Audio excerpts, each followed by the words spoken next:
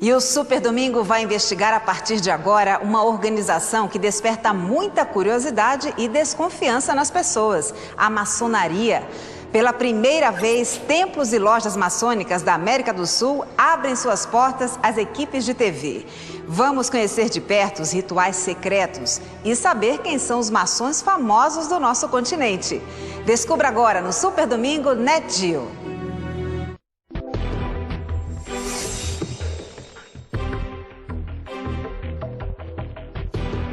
Para alguns, os maçons se reúnem em poderosas, sinistras e até perigosas irmandades secretas e praticam cumprimentos e rituais obscuros. Que assim seja. Para outros, os benefícios da maçonaria podem ser encontrados desde a formação dos estados latino-americanos. O que são? O que fazem? Para que se reúnem? Por que os rituais? Qual é o segredo da maçonaria? Qual é o segredo da maçonaria? Qual é o segredo da maçonaria? Qual é o segredo da maçonaria? Qual é o segredo da maçonaria? Qual é? Isso faz parte do segredo. Qual é o segredo da maçonaria? Quem são os maçons? O que fazem? Para que se reúnem? Por que os rituais? E pela primeira vez na sua história, ela abre suas portas. O que existe? E o que acontece por trás destas portas?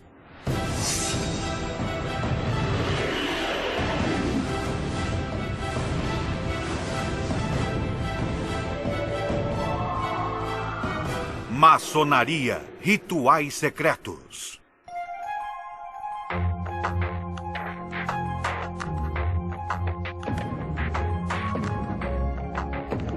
A maçonaria está cercada de lendas, mitos e mistérios. Quais são os segredos que ela oculta?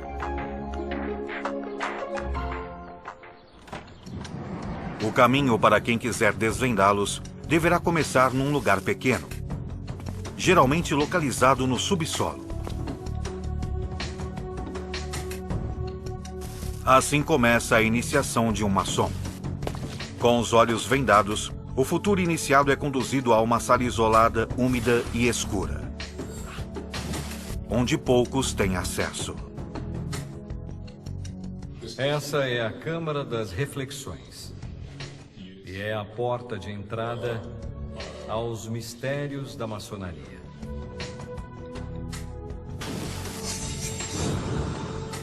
São mistérios que os maçons ocultam dos que eles chamam de profanos e que apenas podem ser revelados se preservarem a sua identidade. Quem pretende ser iniciado deve passar a noite ali, apenas com uma vela, sal e água, e refletir sobre sua própria morte, sua finitude e sobre a infinitude do universo. Cada elemento presente na câmara ou gabinete de reflexão busca conscientizar o futuro iniciado da mudança que ele deverá realizar em sua vida, se deseja se tornar um maçom. A vela significa a luz interior que procura. Todos os elementos presentes possuem um significado alquímico, que simbolizam o autoconhecimento e o poder da transformação.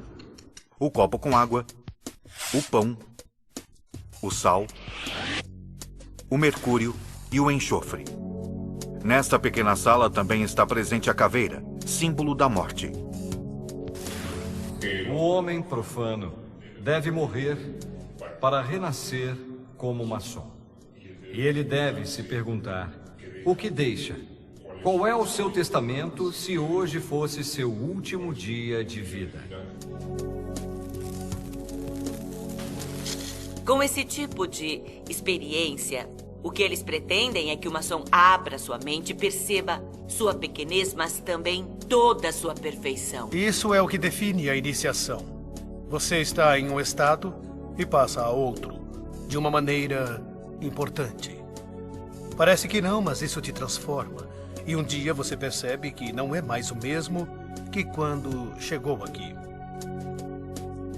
Num lugar como este, há mais de 40 anos, Manuel Jiménez Guzmán começou a sua vida de maçom e hoje ocupa o mais alto cargo dentro da maçonaria mexicana. Ele lembra do ritual como uma prova pessoal.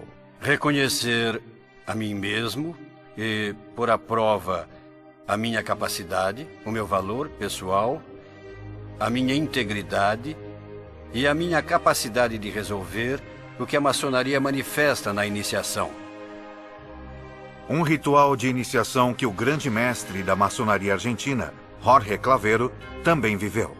A pessoa senta numa sala e pedem que escreva o que ela sente, e então a pessoa escreve o que está sentindo, o porquê do ingresso e o que espera da instituição que vai te acolher, etc. O ingresso na maçonaria é voluntário. O candidato deve ser apresentado por um maçom e ser entrevistado. E depois que a sua admissão é aprovada pelos demais irmãos, o candidato deve estar disposto a transformar a sua forma de viver e de enxergar o mundo.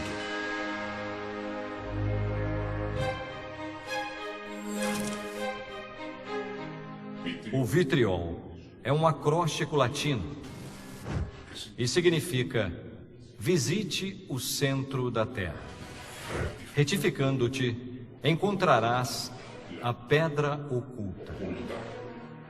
Na câmara de reflexão, o iniciado tem a oportunidade de se arrepender e refletir sobre estas palavras. Se tens medo ou hesitas, abandona este recinto. Se és fraco ou não tens força de vontade, retira-te, ainda há tempo. E se decidir seguir, ele deve se comprometer a guardar um conhecimento secreto, ainda que nas piores condições. Esses mistérios são transmitidos através de rituais. Rituais que permaneceram por séculos nas sombras, ocultos em templos, escondidos do olhar do resto do mundo. Como este local, situado no coração de Buenos Aires, onde hoje é a Casa de Cultura do governo da cidade e onde antes funcionou a redação de um jornal. Ali podem ser encontrados uma série de símbolos maçônicos e uma sala misteriosa. A sala de esgrima, assim era conhecida, ela não está, por exemplo, na planta do edifício. Esse lugar não existe. Não está na planta. Era muito estranho que, depois de jantar, os cavalheiros subissem todos vestidos de preto, com suas espadas para praticar esgrima ali. Andrea Romandetti é especialista em simbologia e foi quem descobriu este lugar. É extremamente inacessível. Você sobe por uma escada caracol. Primeiro, essa escada é um símbolo de ascensão. Eu posso garantir que quando a gente sobe, cansa, e cansa mesmo. Romandetti acredita que o local era um templo maçônico. E para entrar, tem uma portinha bem pequena, onde você tem que se agachar. Bem, aqui estamos na sala de esgrima, que foi um templo maçônico. Originalmente foi pintada de azul. As lojas eram pintadas de azul ou de vermelho.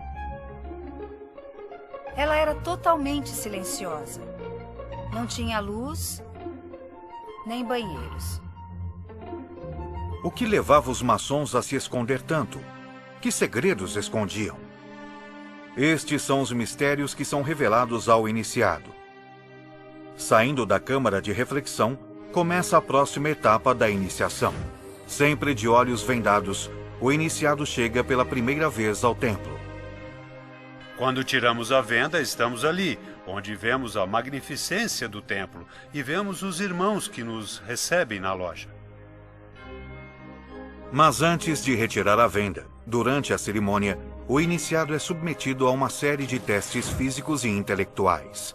Alguns deles implicam em demonstrar que ali ele terá que abandonar as convicções que tinha e deixar claro que a decisão que terá que tomar não é uma decisão fácil, é um momento de muita reflexão. Para isso, na Argentina, são utilizadas estas estranhas cadeiras ou camas. Durante toda a cerimônia, o iniciado está vendado e escuta e sente as provas sem poder vê-las. Com esses exercícios físicos e mentais, é possível ver qual é a resposta da pessoa que pretende ingressar. São feitos uns testes que são definitivos para todos nós. E o melhor de tudo é enfrentá-los. Porque é o que permeia e ensina. E faz você amadurecer dentro da maçonaria no sentido que você começa do zero. E a partir da primeira iniciação, começa um caminho que pode chegar até 33 graus. Cada grau possui o que os maçons chamam de mito fundacional, que lhe dá sentido. Cada cerimônia é um ritual de passagem com ensinamentos distintos. Na América Latina, há dezenas de milhares de maçons organizados em distintas lojas e organizadas em distintos rituais ou vertentes. Algumas de origem local, como o rito nacional mexicano, e outras cujas jurisdições podem ser encontradas em organismos maçônicos europeus, principalmente franceses e ingleses. Atualmente, o rito mais praticado é o chamado escocês antigo e aceito. Do ponto de vista administrativo, a grande loja dirige os graus de 1 a 3, denominados simbolismos, são os graus simbólicos. E nós do Supremo Conselho dirigimos os graus 4 ao 33, que são os chamados filosóficos ou escocistas. No processo com 33 degraus, o maçom vai incorporando gradualmente seus conhecimentos. Uma das primeiras coisas que o iniciado aprende são os sinais e cumprimentos que os maçons utilizam para se reconhecer secretamente. O que os maçons chamam de toque ou tocamento, um cumprimento que, de acordo com a posição dos dedos, representa uma hierarquia ou outra. Por exemplo, o toque para o grau de aprendiz, ou seja, o primeiro grau da maçonaria, implica pressionar com o polegar direito a primeira falange do dedo indicador do outro. A maçonaria adotou este sistema para passar um pouco mais despercebido e reconhecer os outros irmãos sem que outros percebam isso. Porque quem não está dentro desse trabalho não pode entender o que acontece entre os irmãos. Duas pessoas que nunca se viram na vida e pelo fato de descobrirem que são irmãos, nasce instantaneamente o amor entre essas pessoas. Uma língua universal. Apesar de não falarmos a língua de um país, com ela podemos nos identificar. São cumprimentos, são palavras. Esse procedimento é chamado de retejamento num determinado momento, para saber se é ou não um irmão. Há um para cada grau, e cada grau possui suas inalteráveis formas de reconhecimento. E, obviamente, apenas pode possuí-las um franco-maçom. Nós não podemos revelá-las. A maçonaria, obviamente, em seus rituais, penaliza com a morte um traidor. Hoje é mais uma questão que ficou no papel e não se traduz à realidade. Mas no passado, obviamente, essas circunstâncias eram mais fundamentais. Não saia daí! Ainda hoje no NetGeo você vai conhecer as origens da maçonaria. Nós vamos para um rápido intervalo e voltamos daqui a pouco. Até já! NetGeo. Estamos de volta com o Super Domingo. Ainda hoje você vai acompanhar uma verdadeira prova de fogo que precisa ser superada em nome da fé. Mas antes, fique com a continuação do documentário Rituais Maçônicos. Que segredos os maçons guardam? As respostas ocultas estarão dentro de seus templos? O mistério perdura nos séculos e somente é revelado aos iniciados na maçonaria. Para entrar no templo, é necessário conhecer as senhas e os sinais. Ao passar pela porta do recinto, o aprendiz se identifica desta forma. Há formas de poder ingressar por grau. E se isso não for feito adequadamente, não é possível entrar. Pela primeira vez na América Latina, um profano entra nesses templos para conhecer alguns dos ritos sagrados. Pela primeira vez na história, ela abre suas portas para mostrar para o mundo. Nestes templos, a portas fechadas, os maçons realizam o que chamam de tenidas, ou seja, reuniões privadas para a prática de rituais ou para a discussão de assuntos através de uma liturgia que os ordena. Irmão primeiro vigilante, quais são os deveres de um franco-maçom? Combater o vício e praticar a virtude. Neste local, tudo tem uma razão de ser. Como e qual direção seguir, os gestos e sinais, onde cada um se localiza, o que deve ser dito e o que não deve ser dito. Os que estão sentados nas laterais falam primeiro. Os que têm mais experiência e estão sentados à cabeceira, no oriente, como nós chamamos, são os que falam no final. E ali, através do simbolismo, que é o nosso método de trabalho, de educação maçônica, vamos abordando diferentes temas. Irmão segundo vigilante, o que a maçonaria combate? A ignorância, a superstição e a tirania. Maçons se reúnem regularmente e também celebram rituais ou tenidas especiais, tanto abertas como fechadas, para diversos assuntos. Desde celebrar iniciações até cerimônias de reconhecimento conjugal ou rituais que giram em torno à morte.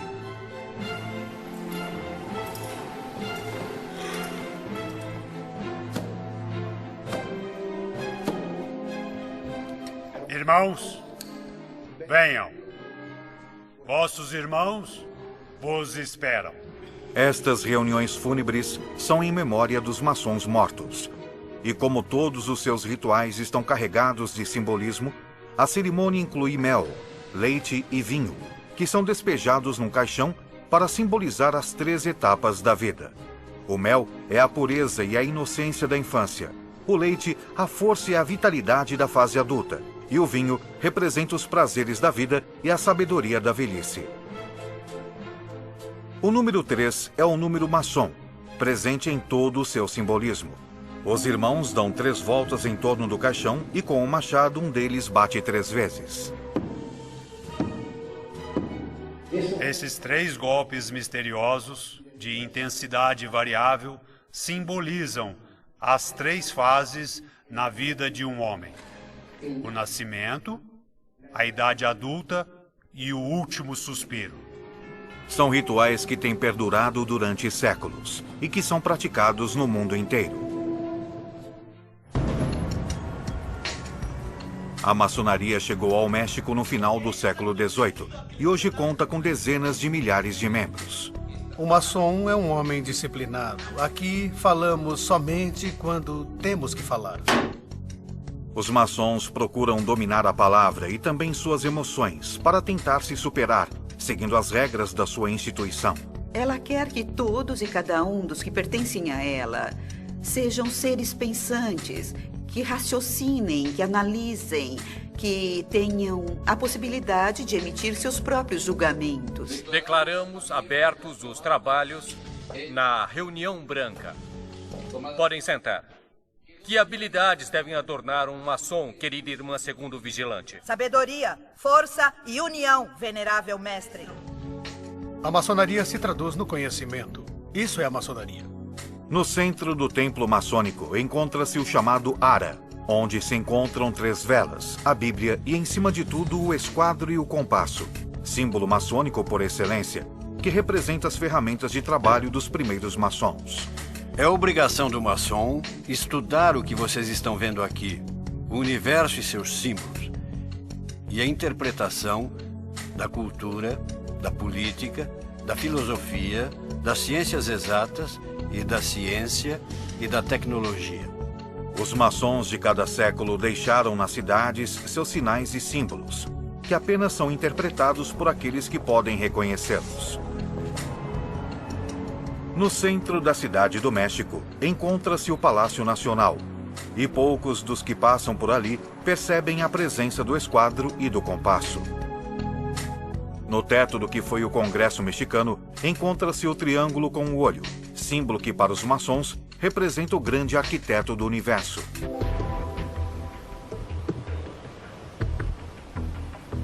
Em outros casos, não apenas vemos sinais maçônicos dispersos, mas o que poderia ser uma cidade inteira baseada em seus simbolismos.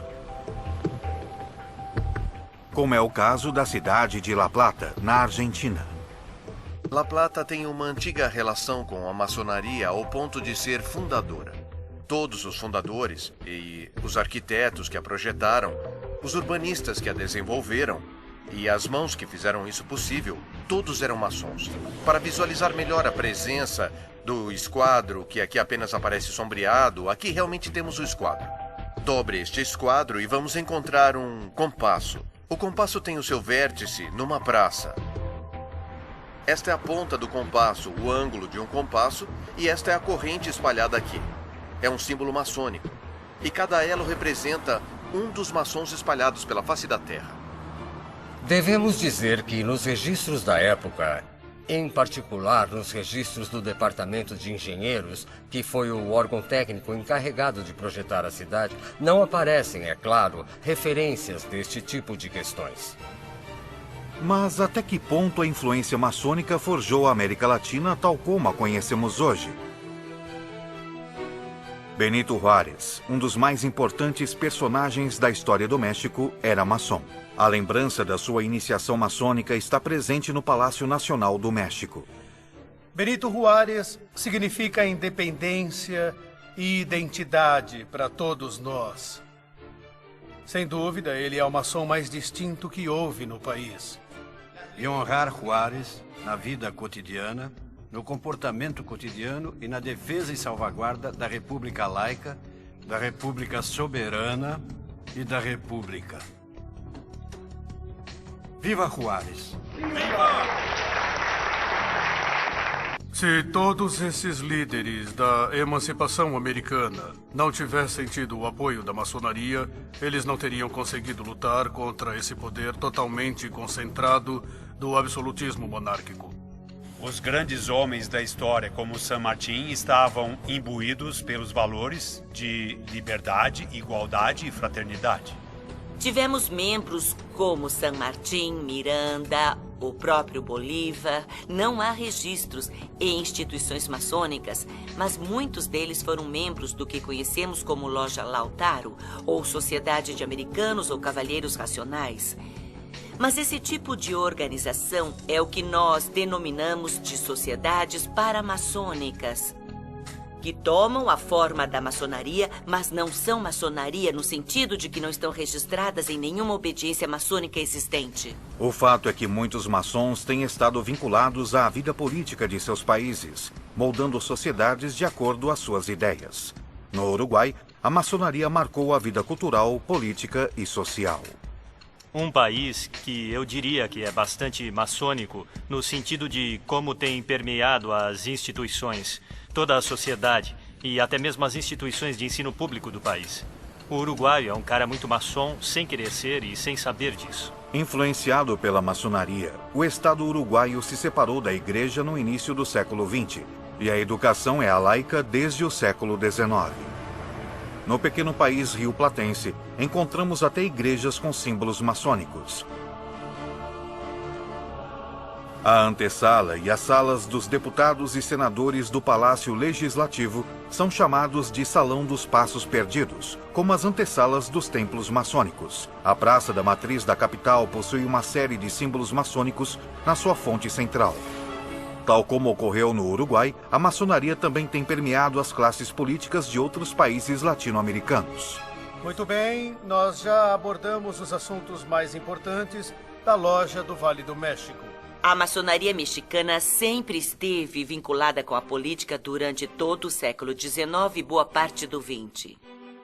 Os maçons eram membros da classe política e muitos deles decidiram se basear na estrutura maçônica para obter benefícios políticos. Os maçons dominavam o México. Aqui no México não podia haver um político de alto nível que não fosse maçom. Pelo menos as evidências que eles iam deixando nas ruas e lugares era assim.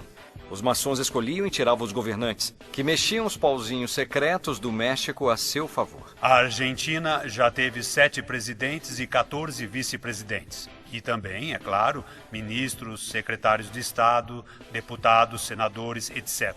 Já tivemos participação decisiva em muitos processos democráticos na Argentina e estamos atuando agora.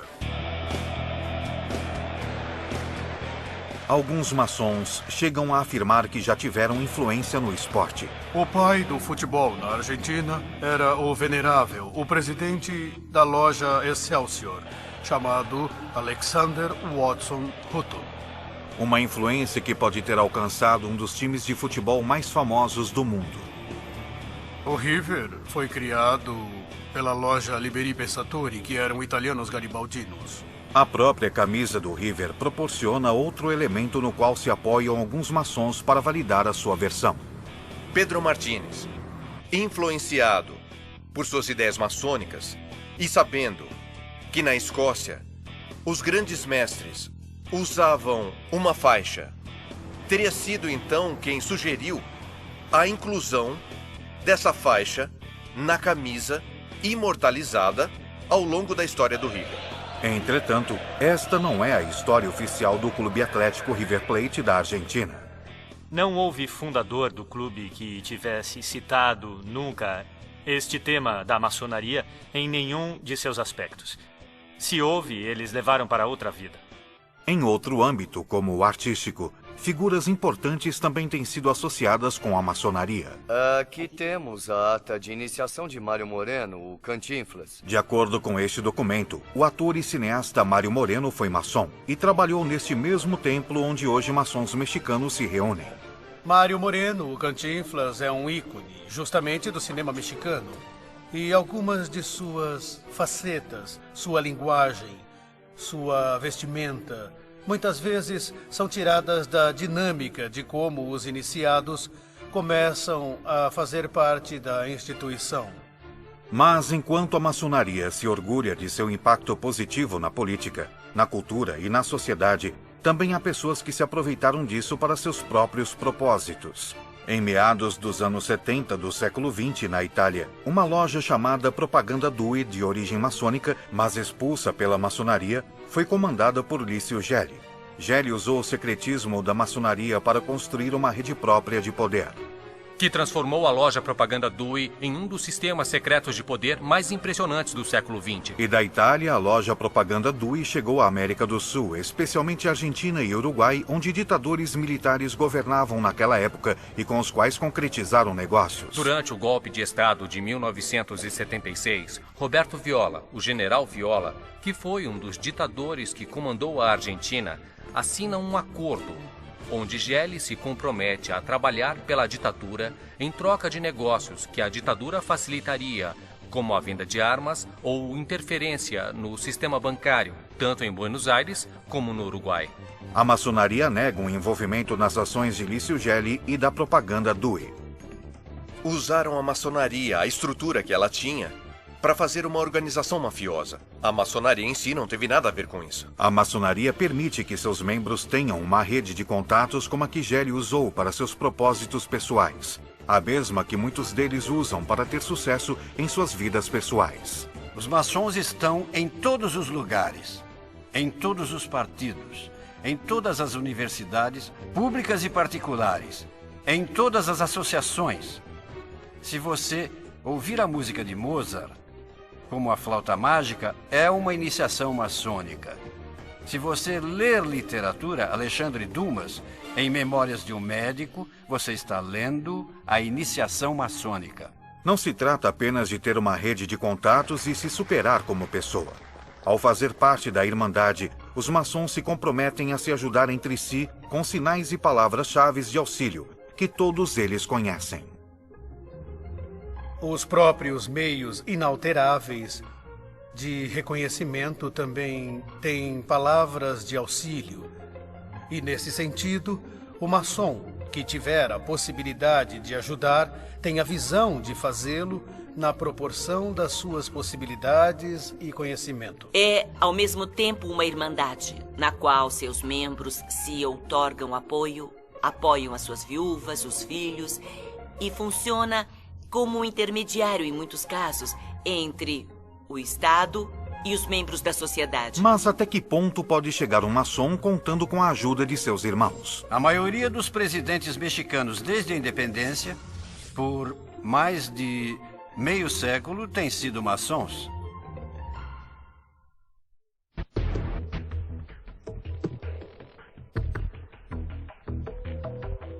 A maçonaria é uma sociedade iniciática que mantém seus ritos e cerimônias em segredo, abertas apenas para aqueles que decidem pertencer à organização.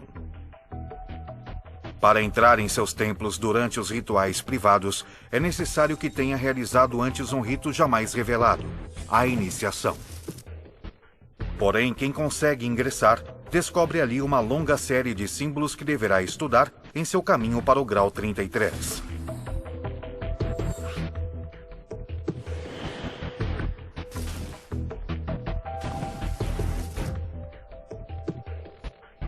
Um símbolo sempre presente nos templos maçônicos é o olho do chamado Grande Arquiteto do Universo. A maçonaria, dentro do livre pensamento, entende que o universo não poderia ter sido formado por um acaso ou por acidente, mas que realmente existe uma causa principal que tem um plano, um grande arquiteto. O que é o grande arquiteto do universo? É uma interpretação de cada um em particular. Qualquer que seja o seu nome. Cristo, Krishna, Buda, Maomé, ciência. E segundo os maçons, exatamente essa tolerância religiosa e a luta pela laicidade no Estado, na educação e na sociedade em geral, é o que tem levado a maçonaria a enfrentar o seu principal rival, a Igreja Católica. A Igreja Católica rejeitou a maçonaria praticamente desde suas origens. Desde 1738, é promulgada uma bula papal contra a maçonaria. Ela estava proibida não só como um crime, mas como uma heresia, como uma afronta à fé católica. Historicamente, a maçonaria e a Igreja Católica tiveram uma série de enfrentamentos e desencontros que resultou, inclusive, na excomunhão. A Igreja Católica sempre interveio para perseguir os maçons. Muitos deles foram sacrificados nas fogueiras da Santa Inquisição. O problema de falar da maçonaria é que, algumas vezes, ela faria vítimas. O problema é que, enquanto apenas dizem essas coisas, mas ninguém prova, a coisa para por aí. O importante é onde estão as provas. A maçonaria, enquanto sociedade secreta, vai contra a Igreja e os princípios do Evangelho. Essa seria uma contradição. Ser maçom e também ser católico. Entretanto, sempre houve membros do clero católico que eram maçons. Embora seja muito mais drástica a postura antimaçônica da Igreja Católica do que a postura anticlerical da maçonaria mexicana. Apesar da perseguição da Igreja, que os obrigou a permanecer escondidos durante muitos períodos da história, os maçons conseguiram manter vivos os rituais e a simbologia através dos séculos. Na entrada dos templos, vemos as duas colunas que imitam as do templo do rei Salomão. E quando o iniciado passa por elas, revive o parto por entre as pernas da mãe para representar o novo nascimento como maçom. O pé das colunas em pedra bruta é o que simboliza o aprendiz maçom. E a pedra polida, portanto, é o maçom que já domina os segredos e rituais. Diante das colunas com direção ao leste, encontra-se o lugar onde estão as autoridades da loja. O lugar é chamado de o Oriente.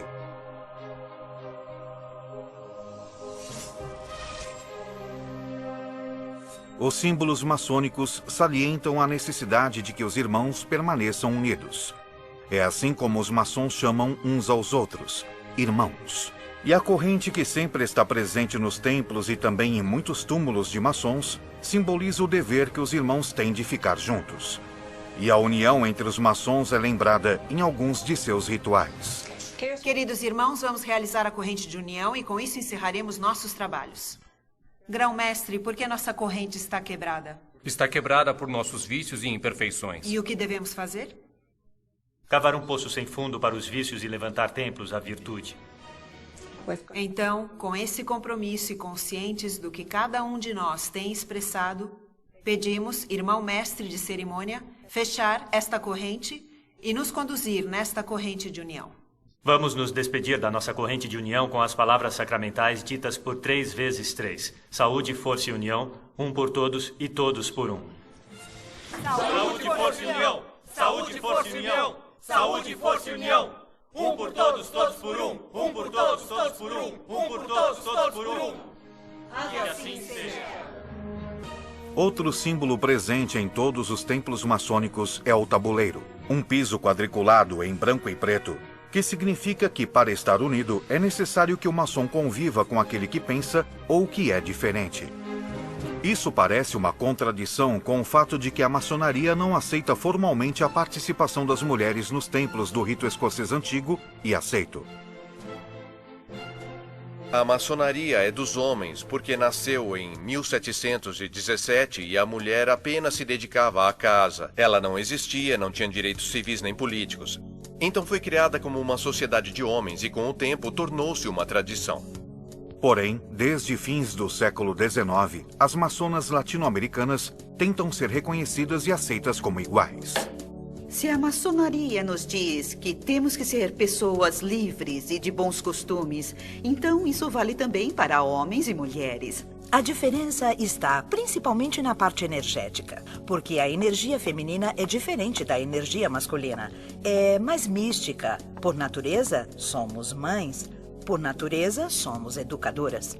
O que impede o ingresso formal das mulheres é um landmark, ou seja, é uma das regras fundamentais da maçonaria. Existe um landmark, uma lei do rito escocês antigo e aceito, o número 18, que diz categoricamente que as mulheres não devem estar na maçonaria. E essas regras escritas possuem uma peculiaridade.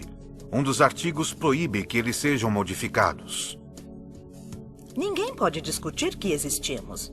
Ninguém pode negar que trabalhamos tão seriamente quanto o masculino. E ninguém pode negar à mulher o direito de poder trabalhar maçonicamente. E assim, as mulheres maçons latino-americanas vão ganhando terreno pouco a pouco. Mulheres de vários países da América do Sul se reúnem pela primeira vez no Grande Templo Masculino de Buenos Aires para festejar o 10º aniversário da Grande Loja Feminina da Argentina. Elas passaram pelos mesmos rituais de iniciação que os homens. Porque a união de todas as mulheres vai tornar isso possível, queridas irmãs.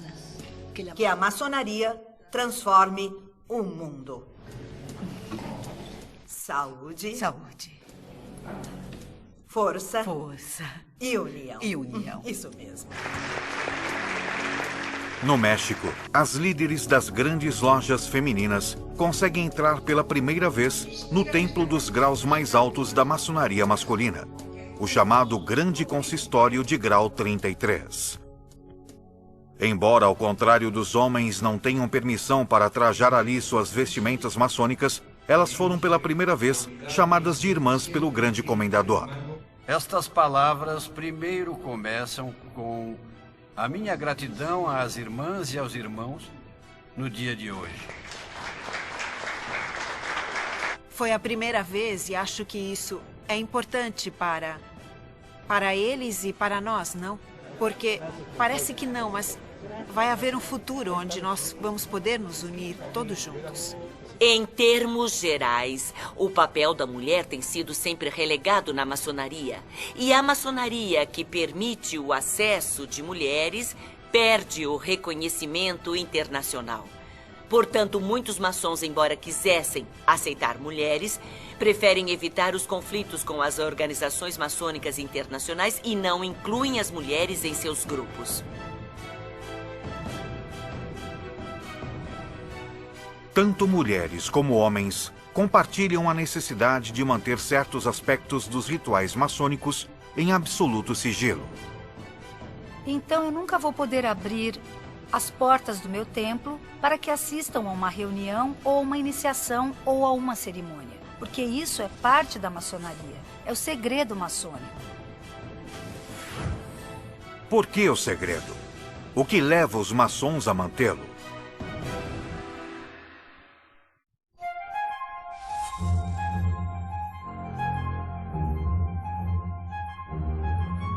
Durante séculos, os maçons têm permanecido ocultos, protegendo uma tradição que conservam desde a Idade Média.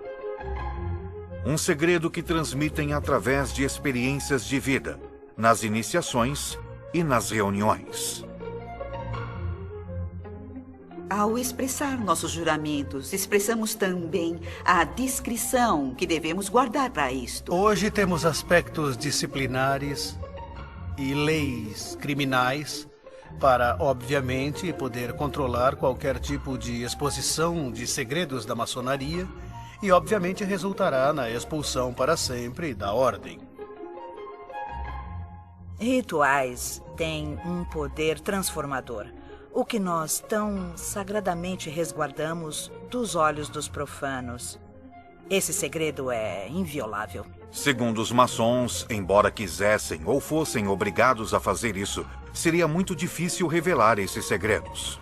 É muito difícil poder contar algo vivencial.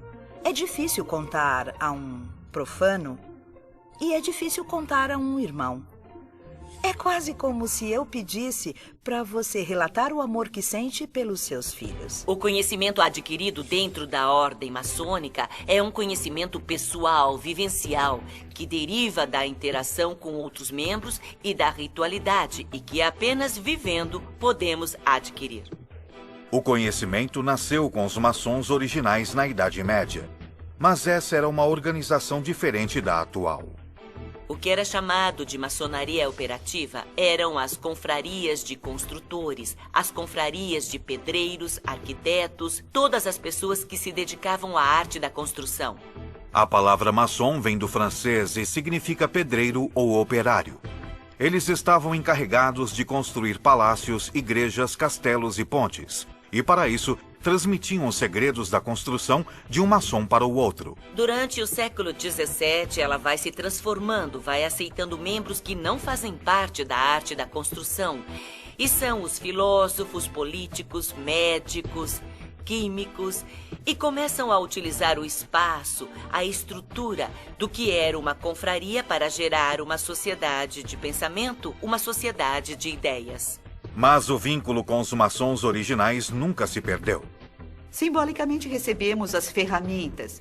E essas ferramentas são muito parecidas aos instrumentos que os pedreiros utilizam. Com essas ferramentas, nós temos que construir o templo da virtude que a instituição exige. Assim, o segredo da construção dá lugar a um mais complexo. O que supostamente está por trás dessas origens é esse segredo que os maçons possuem, esse conhecimento do universo, da natureza, do ser humano que vai sendo transmitido sozinho, de iniciado para iniciado e que supostamente os maçons preservam. É exatamente este segredo que faz com que a polêmica em torno da maçonaria continue viva. Há segmentos da maçonaria que são obscuros. E convivem com a sua parte mais positiva e que não quer ter nada a ver com essa vertente. Eles foram acusados de muitíssimas coisas, e de conspirações e de toda essa questão. Há muitos mitos e questões de maçons, de sua forma de comunicação, de sua forma de governar, de sua forma de levar a direção do mundo, é o que dizem. Muito além de mitos e teorias da conspiração, é inegável que a maçonaria tem sido um elemento-chave na história das sociedades latino-americanas. E, como tal, tem sido sempre não o motor da história, mas uma ferramenta com a qual a maior parte dos políticos, sobretudo os liberais ou os radicais, tem recorrido para consolidar seus projetos políticos. E os maçons garantem que também tem sido uma ferramenta de desenvolvimento pessoal para cada um deles. O meu caráter, a minha forma de pensar, de agir, não pode ser explicado sem pertencer à maçonaria. Eu tenho orgulho de ser maçom, porque eles me ensinaram a trabalhar livremente o meu intelecto e porque eles me ensinaram o caminho certo na vida. Eles me ensinaram a usar a razão na procura da verdade.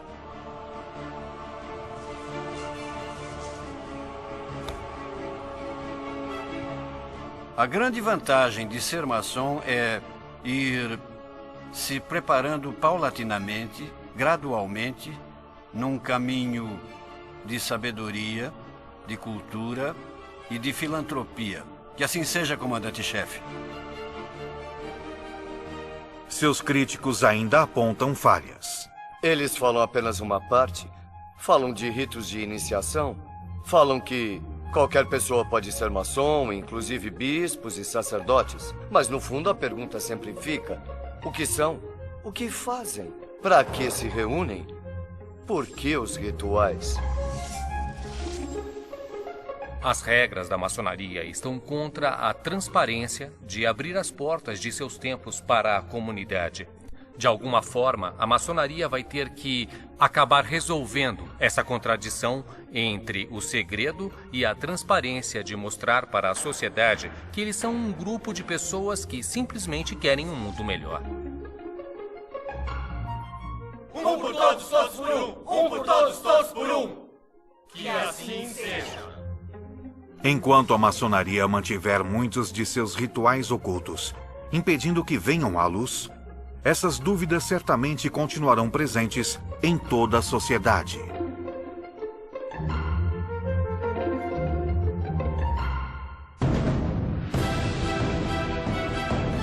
Versão Marshmallow São Paulo.